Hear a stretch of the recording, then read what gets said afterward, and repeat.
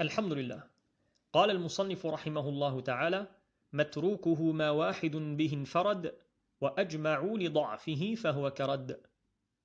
L'imam al-Bayquni rahimahullah ta'ala nous parle ici d'al-matrouk.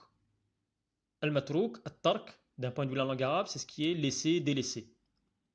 D'un point de vue de la terminologie, c'est lorsque nous allons avoir un hadith qui est rapporté par un transmetteur de manière isolée et dont les savants sont unanimes sur la faiblesse de ce transmetteur.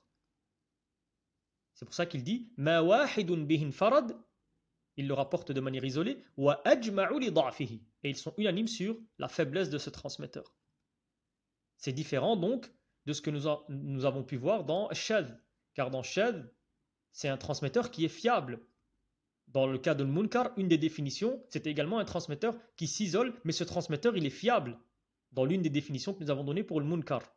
Sauf qu'il n'est pas arrivé à un niveau de fiabilité pour que l'on puisse considérer son isolement comme acceptable. Ici, ce n'est pas le cas. Ici, le transmetteur est directement faible, à l'unanimité des savants. Et les raisons de la faiblesse, comme nous avons pu voir dans l'introduction, c'est lorsque il ne remplit pas les conditions de l'Hassan ni du Sahih.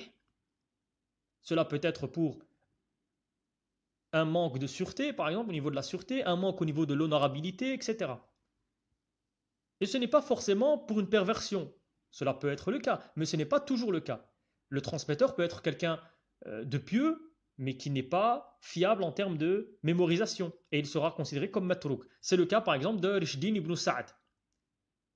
Rishdin ibn Sa'd, l'imam al-Nasa'i dit matrouk, et l'imam al-Dhahabi dit de lui qu'il est sayyi'ul hifz, en disant qu'il est quand même abid.